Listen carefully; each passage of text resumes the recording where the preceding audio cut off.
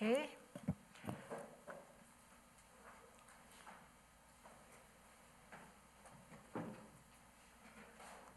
Okay, great. Good evening. I'd like to call this meeting to order.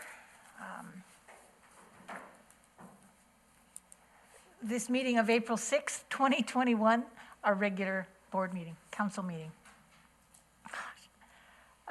There are no late items, and we move on to the adoption of the minutes, 4.1.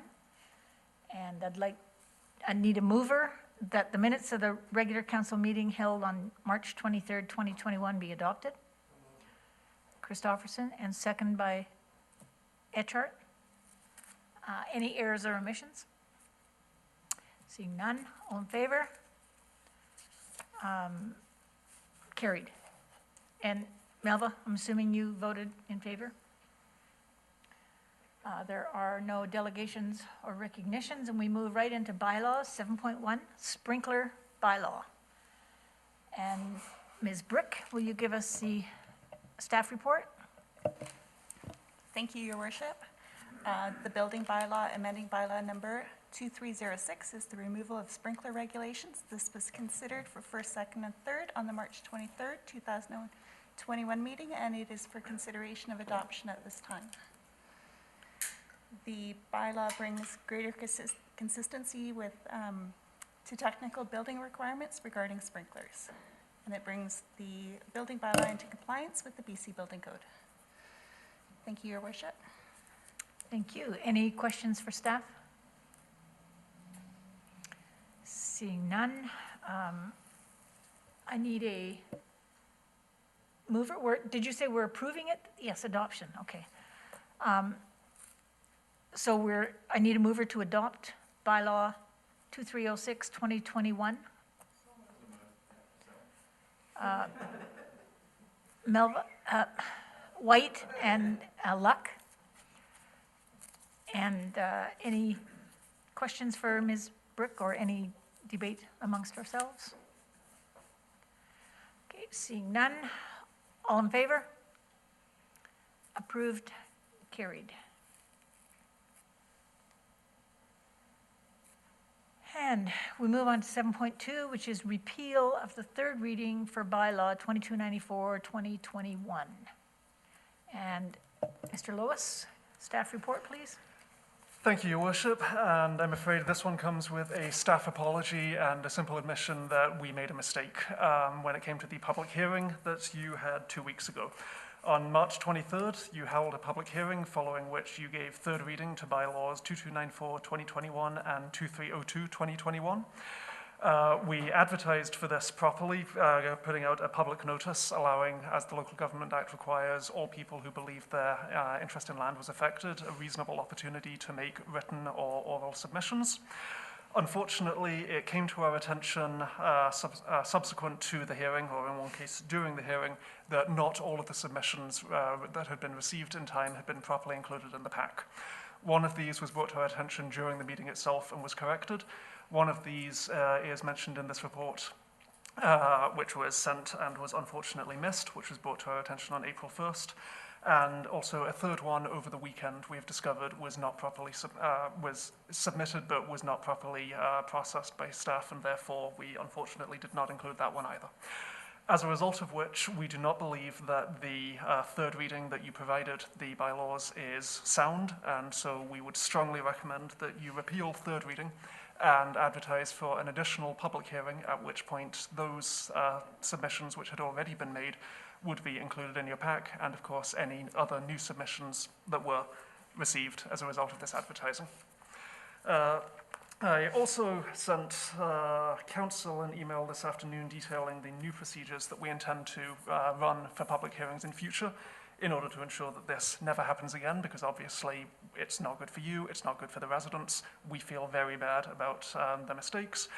So there will now be a new email address for all submissions, publichearings@merit.ca, and any which has been received in another method or which has been passed to you and then passed on to staff subsequently will not be considered properly submitted. We will have a single submission method which we will stand by. In addition, we propose moving the deadline for submissions back to Friday where it was historically.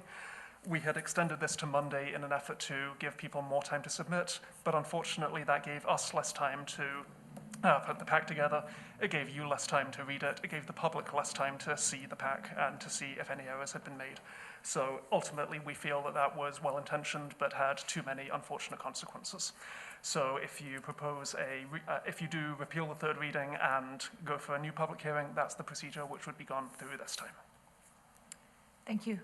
Any questions for Mr. Lois?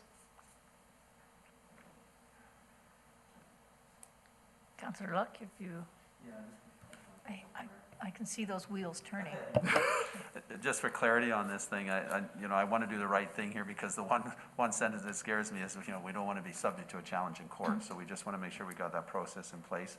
So do we have to completely repeal it, go to a bat, or do we just bring the three letters, right?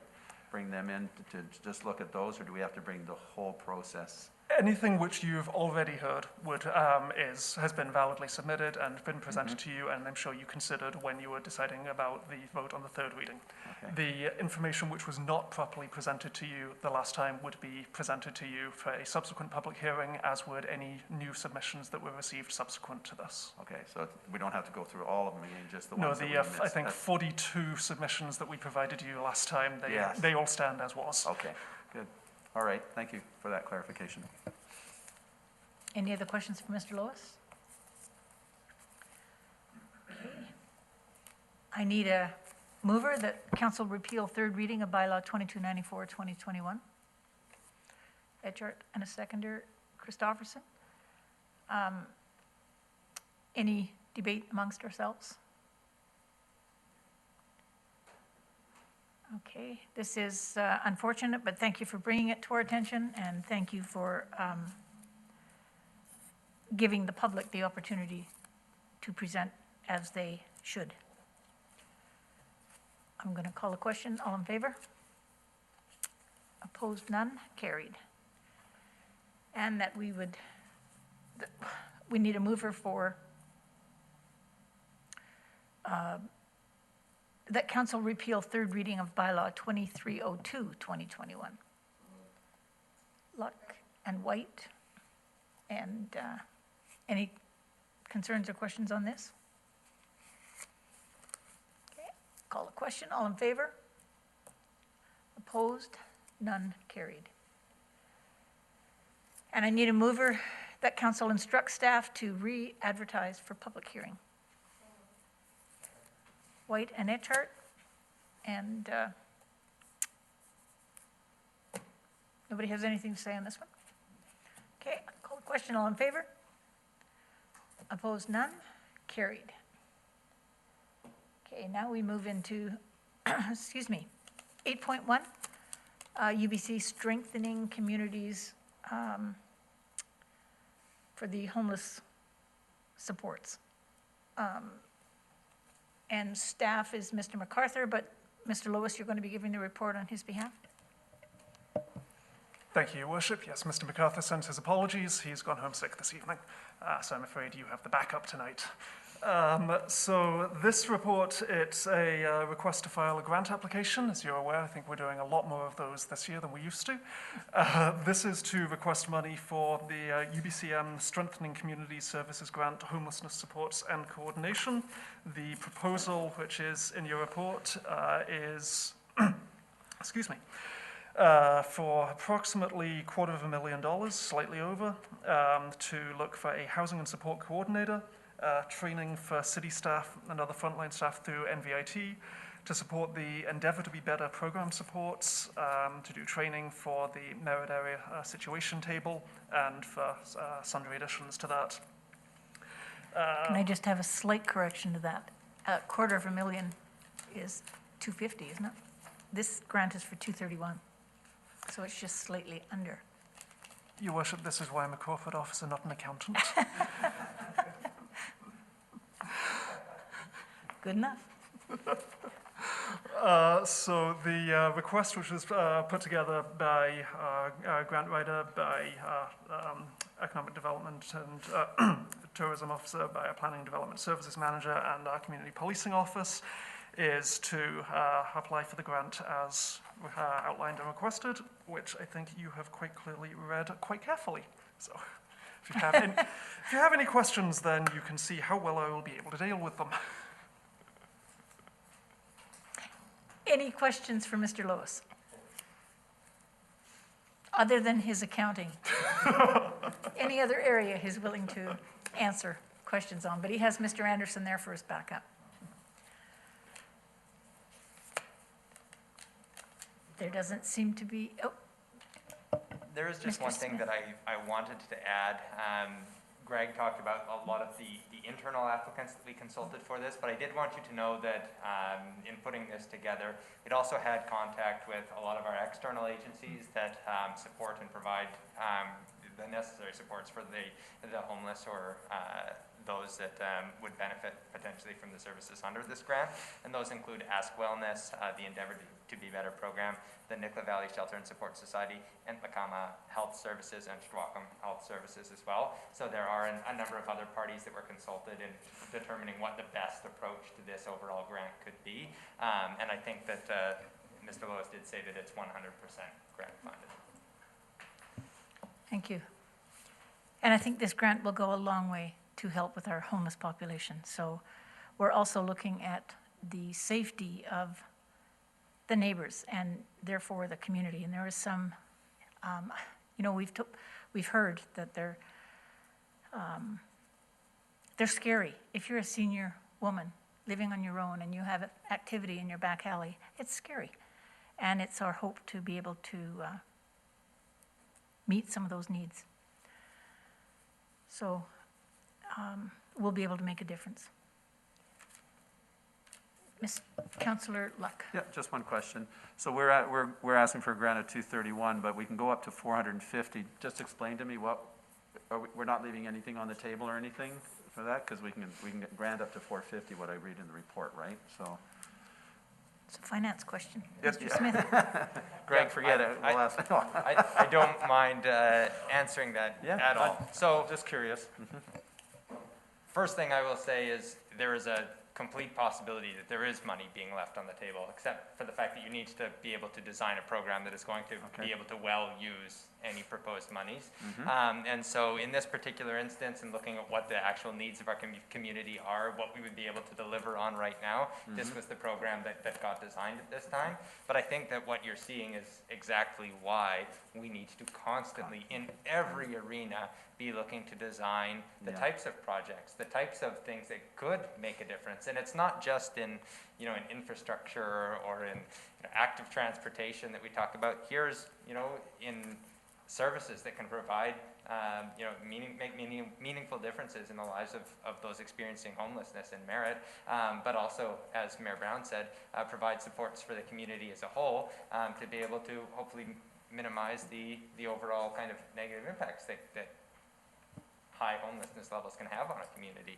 And so the short of it is, no, we would love to have $450,000 worth of project right now, and this is what we can, I think in good faith, put forward and know that we're going to be able to deliver on as a community. So, not my favorite answer to give ever, I'm going to be honest. That was a good answer. No, that's a good answer, and I think And- exactly. That's because that's where we're going with that. Is like if we're leaving 100 and something thousand on the table, why are we doing that? Is it because we're not planning out enough? Do we need some other way of preparing for that? That's kind of where we're going with that. So One it was a thing great answer. I will also add, though, is when it comes to grant approvals, I've talked with enough grant administrators to know that when everybody conveniently goes exactly up to the $450,000 limit, they start to ask questions like, these programs, you happen to know that they're going to cost exactly $450,000? And so I think that it can raise questions, and it tends to be looked on favorably when you put forward what you need and what you can deliver on. A well-planned program. It doesn't change the fact I want to be able to find programs that are going to be closer to the number. And it is only a one-year project, and so it may be extended, but we have no assurance of that at this point in time. So we want to make sure we're only spending what we absolutely need, just to provide those wraparound supports for those at risk. So any, Councillor Richard? Well, I think it's a good thing to apply for, especially with the deadline being next week. At least in the community, people can see that we're trying to do something to help the vulnerable population. I mean, there's definitely a need to try and help people in whatever situation that we can. And if we don't have a solid plan for how the money's being spent, then we may not be approved for it, because in every other organization in society, you have to report and account for all the expenses. So realistically, given the size of the facility, you know, we have to be able to account for services and whatnot. So it seems realistic, and maybe we'd be approved again if it's ever extended. So I support this, and I'm happy to see it on the table. Thanks. Councillor Fair. Thank you. I think this is a great program, and I think that staff has found a really smart way to access the funding by applying for a coordinator, because we have all of these different groups that are made up mostly of volunteers. So I think adding this one paid coordinator position could really go a long way to help streamline, make things work as effectively as possible. Okay. I'm going to call a question. All in favor? Okay, let's talk. We need a mover and a seconder first, sorry. That council directs staff to apply for the UBCM Strengthening Community Service Grant for the Homeless Supports and Coordination Project, and that council directs staff to oversee project management and the management of funds that are awarded. So Luck and Etchart, and now we need to debate rather than before the motion. Okay, and we've done that, so all in favor? Opposed, none, carried. And notices of motion. You can't make one, Linda. No, I did just want to mention that that was a two-part resolution, so we had a mover and a seconder for the first part of the resolution. That was for, I read both of them, You read for didn't I? both of them? Okay, perfect, just to clarify. Thank you very much. The and funding part, and staff looking after the funding. So seeing no notices of motion, we'll go on to reports from council. Any reports from council? Council Christopherson? Yes, I just wanted to thank staff for applying for a grant on behalf of the airport and being successful in that. The city has received $90,000, so I'm just really pleased that the staff is on the ball of applying for appropriate grants, and we'll put it to good use for planning out at the airport. So thank you, staff. Yeah, this has been a great year for us since we've hired our grant writer. Councillor Bangu. Yes, thank you, Mayor. Not too long ago, I was spending time in one of our parks, Rotary Park, and I met a man by the name of Ian C. Ward, he's the older Ward. And he was in his spare time cleaning up. And I thought that was a wonderful thing to do. And if this gets back to Ian, thank you very much. Merida appreciates you.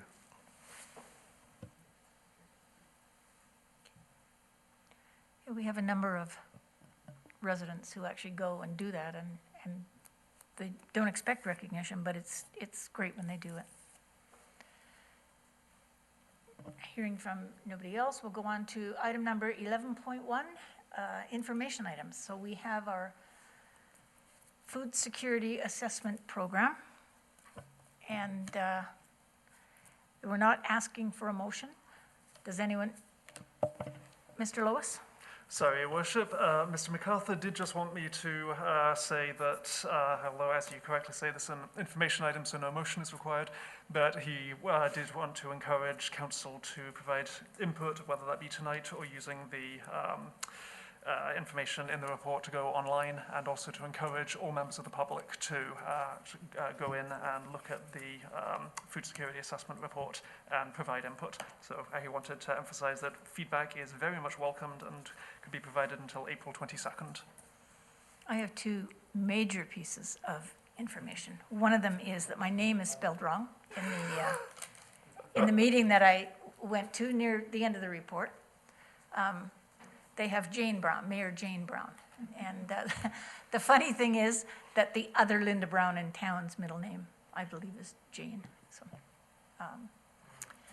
the other item that I wanted to bring to your attention was the fact that abattoirs are not even mentioned in the report. And I know a lot of it in there talked about the meat producers are selling to outside of Merritt, but not all meat producers are selling outside of Merritt. They're in desperate need of an abattoir for the Nicola Valley area. And what I'm hearing is, especially from the Small Meat Producers Association, is that they plan for about 3 years when they bring cattle or big animals in. And if they can't take them to get them slaughtered, they're not going to be producing.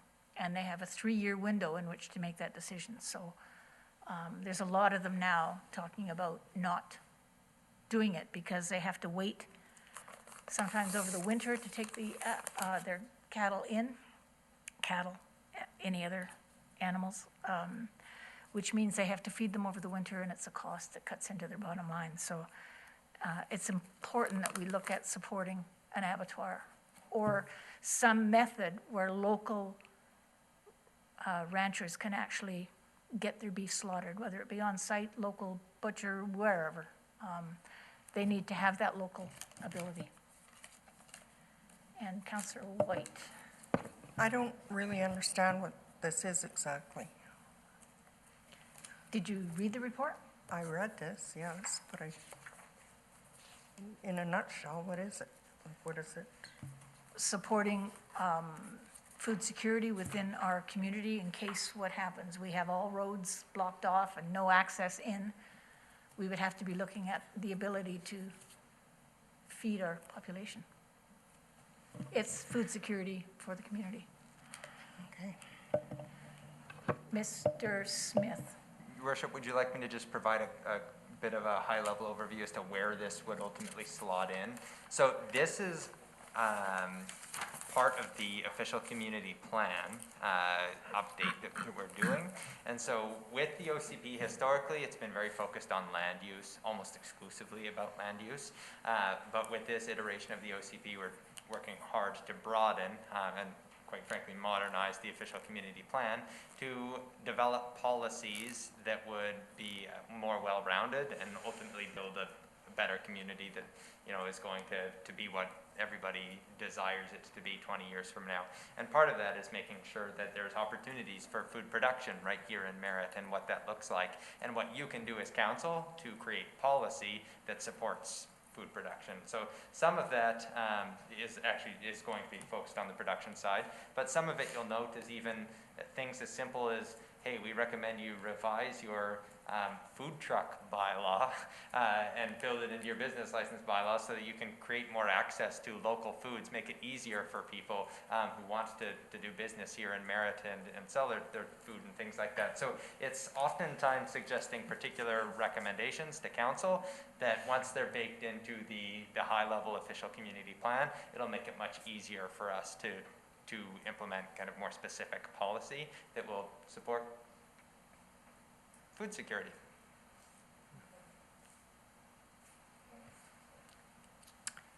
Councillor Christopherson, and then Councillor Fair. Thank you, Your Worship. I just wanted to draw attention to an item on page 16 of the document. It says that the local runner, Darius Sam, was up to $5,000, but that was when this report was probably written. As of June, it was already over 75,000, and I'm not sure what the final total is, but I think it was approaching 100,000. Close to 120, I thought. 118? Yeah.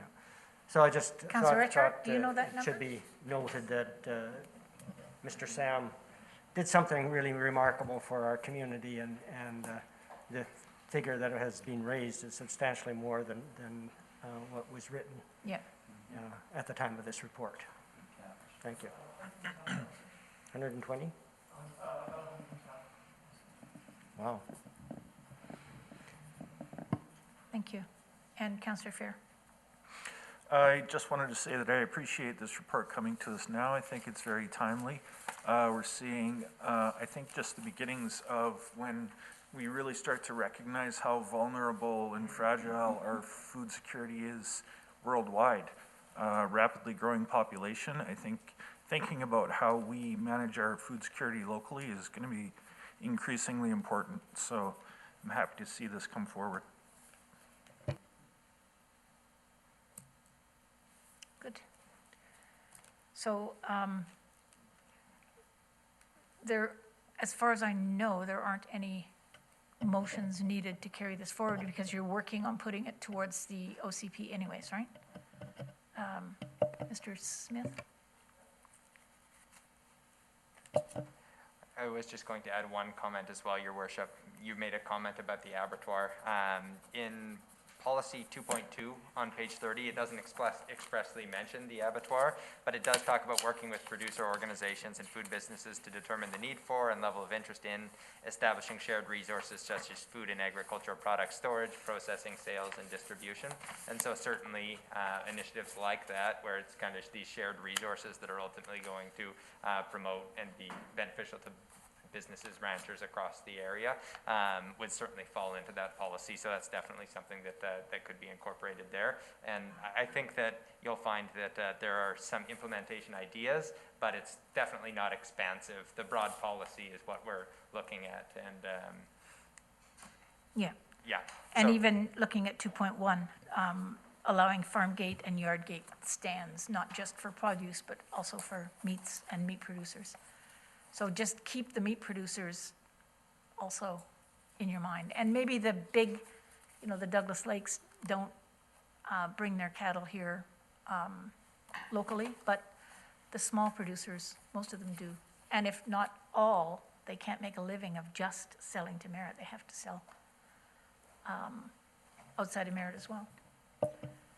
Councillor White. I remember when Nickel Valley Meats started up and they wanted to butcher their animals here, and they couldn't. Was that a city rule, a health rule, or? No, that's a provincial. They have to be a certain level of abattoir. They have to be able to be I want to say a level D or whatever. D is the one that allows them to be able to kill their animals on site. There's a whole bunch of stuff that I can't recite right now, but Well, I know it's there was provincially a whole bunch legislated. of rules. I just wondered who, The where, province. what. It's provincially legislated. Okay.